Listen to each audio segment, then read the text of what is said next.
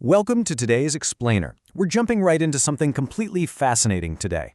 We aren't just looking at George Orwell's 1984 as a classic story. We're going to completely dissect the terrifyingly precise mechanics of societal control woven into it.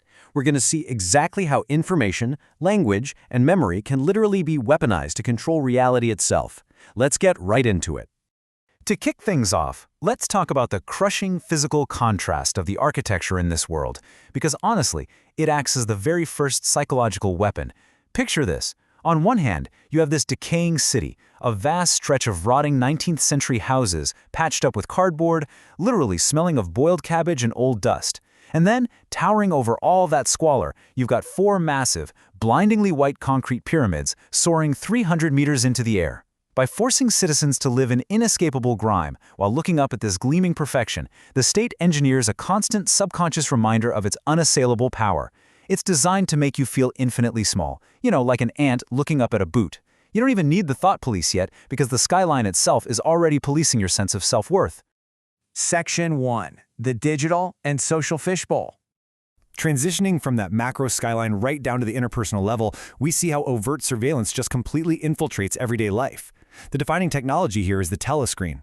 It's a metal plaque on the wall that operates as both a television and a security camera, receiving and transmitting at the exact same time.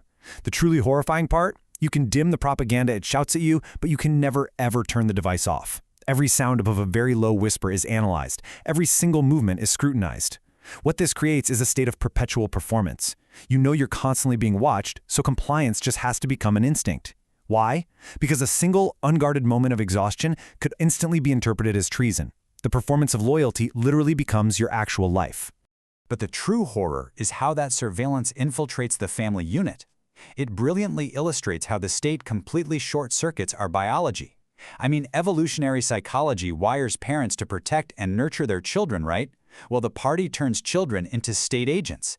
Kids are systematically trained as spies, dressed in uniforms, handed toy automatic pistols. There's this chilling anecdote in our source material where a 7-year-old girl slips away from a community hike just to tail a strange man. She follows him for 2 hours, eventually handing him over to patrols simply because he was wearing a type of shoe she'd never seen before. It utterly destroys horizontal loyalty between humans, between friends, spouses, family, and replaces the whole shebang with vertical loyalty to the party. Section 2. The Inward Assault. Now let's look at how the party preempts the very possibility of rebellion at its neurological source by attacking the tools of human thought itself. To understand this, take the main character, Winston. His job involves gaslighting on a civilizational scale. The regime knows that compliance based purely on fear is fragile, so they treat history as a palimpsest. A document that's just scraped clean and reinscribed over and over again.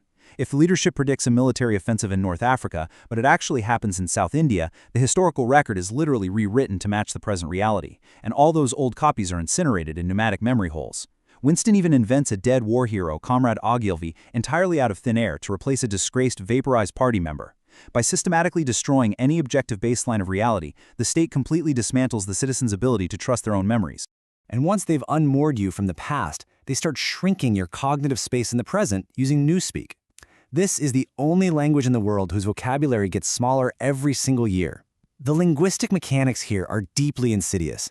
By deleting words for abstract concepts, so using ungood instead of bad, or stripping the word free of its intellectual meaning so you can only use it to say a dog is free from lice, they ensure that thought crime is fundamentally impossible. The biological frustration for a better life still exists for sure, but the state ensures that this visceral unease completely lacks the intellectual scaffolding to form an indictment. You literally lack the words to express your rebellion.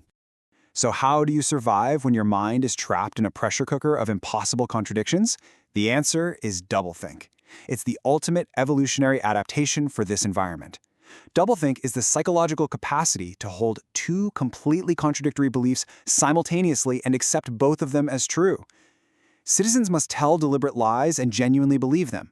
For example, Oceania is currently at war with Eurasia and allied with East Asia, but just 4 years prior, it was the exact opposite. Yet the official line is that Oceania has always been at war with Eurasia. To survive, citizens must consciously erase their memory of the past, internalize the new reality, and then actually scratch that. They then have to forget the act of erasure itself. It is continuous, agonizing mental gymnastics. But there are ruptures in this conditioning. Winston once held physical, concrete proof of a regime lie, a torn newspaper photograph proving that the forced public confessions of 3 executed party leaders, Jones, Aronson, and Rutherford, were mathematically impossible and entirely fake. That photograph represents objective reality, and objective reality is the ultimate contagion in a system of doublethink. Holding on to factual evidence like that is a literal death sentence here, because it threatens the entire architecture of the party's manufactured infallibility. Section 3. Manufactured apathy. Let's zoom out a bit to see how the system handles the vast majority of the population without even needing to subject them to telescreens, newspeak, or doublethink. We're talking about the proles, who make up a massive 85% of the population. They are the vast, unmonitored masses. This is wild, right? With 85% of the population, they possess the sheer physical mass to dismantle the government in an afternoon. Yet the regime is completely unbothered by them and leaves them entirely out of the surveillance apparatus. Why? Because the regime deeply understands the mechanics of cognitive bandwidth. Instead of expending massive resources on direct oppression, the regime relies on the prole distraction machine. They keep the masses docile through manufactured apathy. These folks are subjected to heavy physical labor and poverty, which just keeps them physically exhausted. Then they're fed cheap entertainment like state-produced pornography and a massive, mostly fake weekly lottery that provides this consuming glimmer of false hope. There's a perfect illustration of this when hundreds of citizens gather and let out a terrifying roar of collective anger. You think, okay, a revolution is starting. But no, they're just riding over a limited supply of flimsy tin saucepans. The regime diverts their collective anger to trivial, local grievances so they never look up and question their actual squalor. Section 4. The Human Rebellion. Now we zoom all the way into the micro-rebellion. Let's explore how Winston fights back, not with bombs or political manifestos, but with quiet, desperate, beautifully human acts. He begins reclaiming his personal sovereignty through these profound little actions. He buys a physical diary with smooth paper. He rents a room without a telescreen. But most importantly, he purchases an antique, completely useless coral paperweight. Appreciating something beautiful and non-utilitarian is an act of supreme unorthodoxy in a world where everything is strictly functional and directed toward the party's goals. That coral paperweight anchors his mind to an objective reality outside the regime's control. It's a tangible piece of an unalterable past. That desire for an anchor eventually brings him to Julia. At first, Winston is terrified of her, assuming she's a spy, especially since she wears the scarlet sash of the Junior Anti-Sex League. But then, she slips him a small, folded piece of paper with just 3 words: "I love you." This single transmission of genuine emotion completely shatters Winston's fatalistic bubble and his conditioned paranoia. As they begin their clandestine meetings, we see their differing philosophies of rebellion, which perfectly expose the varying layers of resistance. Winston is consumed by the systemic nightmare. He seeks objective truth, the freedom to say 2 + 2 = 4, and he wants to completely overthrow the system. Julia, on the other hand, is incredibly practical. She wears her anti-sex league sash as camouflage and yells the loudest at rallies. Her philosophy is basically that if you keep the small rules, you can break the big ones.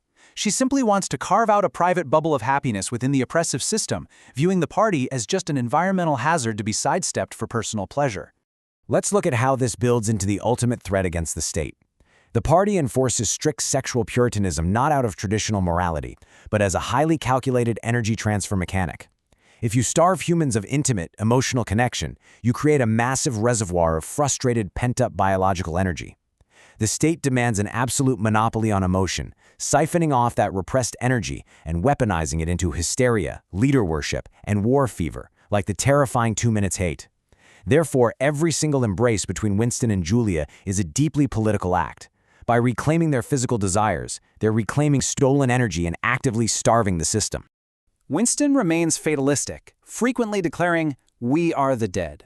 But despite that fatalism, their simple, profound act of trusting and loving another person is the foundational threat to institutionalized unreality. Every moment of genuine affection creates a private universe that the party just cannot penetrate. The entire terrifying apparatus, the ministries, the telescreens, the newspeak, exists simply to prevent a human being from looking at a piece of evidence and trusting their own eyes or trusting their own heart. Which brings us to the end of our explainer, and to a very real question for all of us today. Orwell's text is an absolute masterclass in understanding how information overload, modified language, and forced consensus can slowly rewrite a society's reality. Think about your own life for a second. The party in Oceania alters physical records to change the past. But if our only true record of the past is human memory, and we know our memories naturally fade, shift, and rewrite themselves over time based on biases or just what others tell us, how secure is your truth even without a ministry of truth to change it? Think about that for a while. Thank you so much for joining me on this deep dive, and keep questioning everything.